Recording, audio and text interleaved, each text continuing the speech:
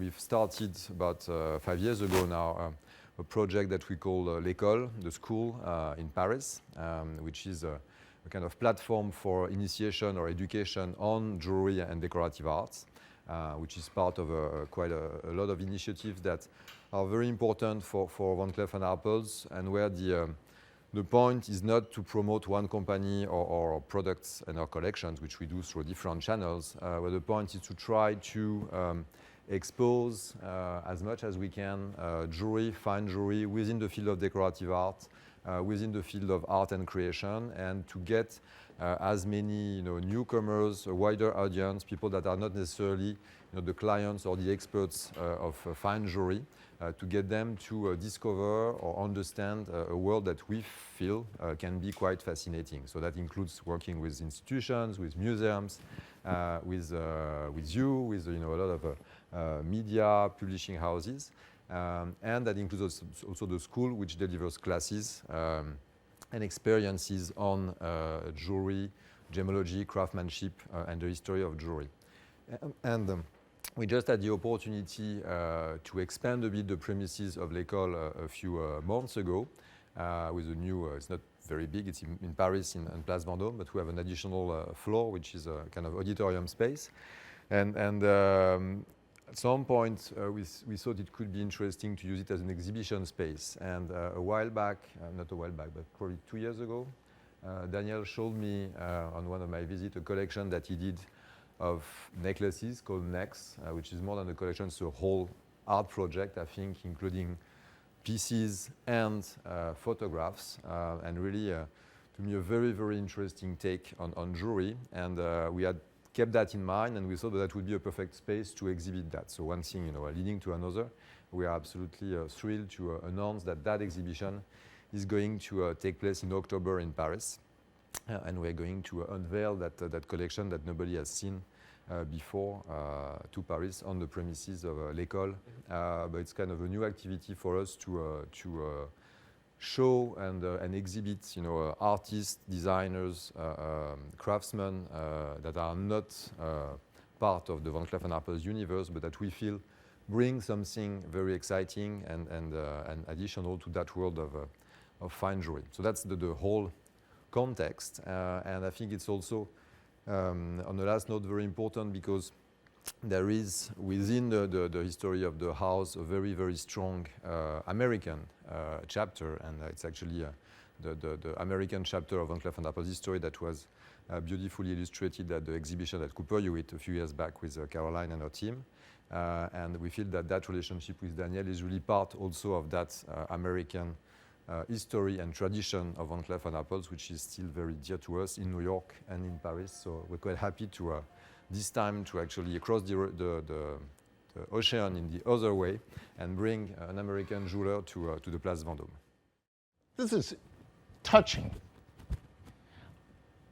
I've been interviewed, I've had all the books, but this is touching to me, to be embraced.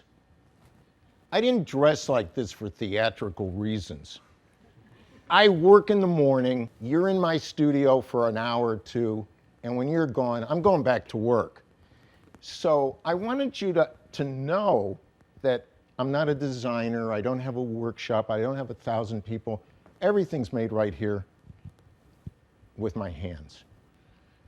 And to be even a little more clear than that, it all started because I couldn't afford a wedding ring.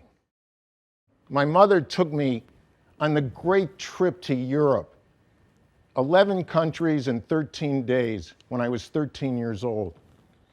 And at the Victoria and Albert, I saw this little bowl. Had a bunch of little gold balls all over it, and it was stunning.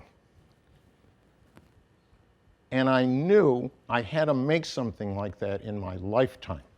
We've been in this studio for 40 years. I try to grapple with all of it. So there's only so much of the existential drama I can bear at one time. What's Daniel Brush's brand? I don't know. I never thought about it. I get up and worry about what's there to say. Do I have anything to say? Do I know enough? Can I engrave as well as the armorers in Napoleon's court? I read and I study and I worry. Is it a struggle? Yeah, sure. I collect machinery. You see it all over the place. But virtually every single thing here is done the way, a jeweler did it 100 years ago. There's a saw, engraving burins, files. So I make all the tools, hardening them harder than the steel. Looks like a wood carving chisel. Hammer, breaks, resharpen, hammer, breaks, resharpen. Every cut. Yeah. How else are you going to do it? If you can tell me another way to do it, I'd try to do it. But like all this is all carved by hand, inlaid with pure gold. I wanted to do a poetry book, a visual poetry book. So all 117 collars were made solely for the purpose of having it photographed by expired film for the book. I have all of them. It was a piece, all the pieces were made to make this book.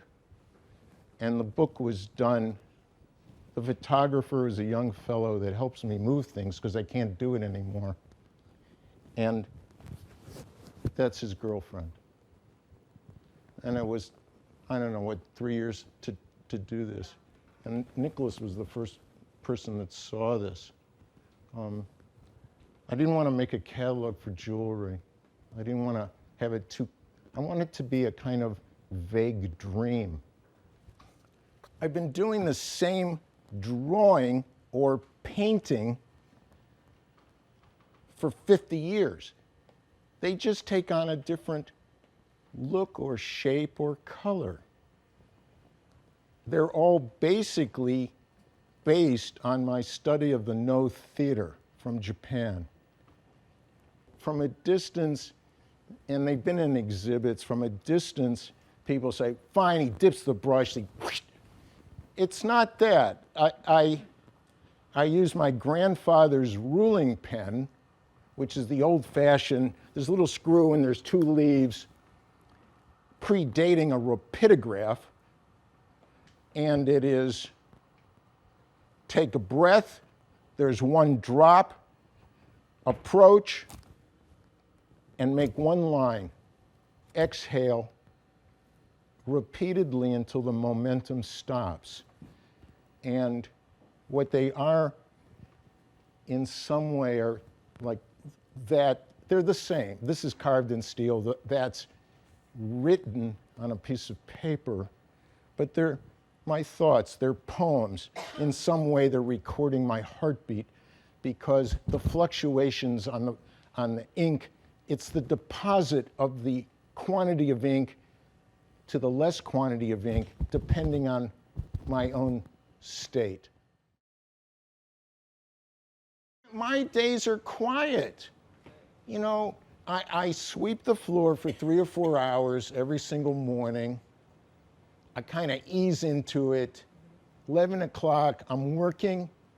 Olivia is working and helping and also keeping that door closed and answering the phones.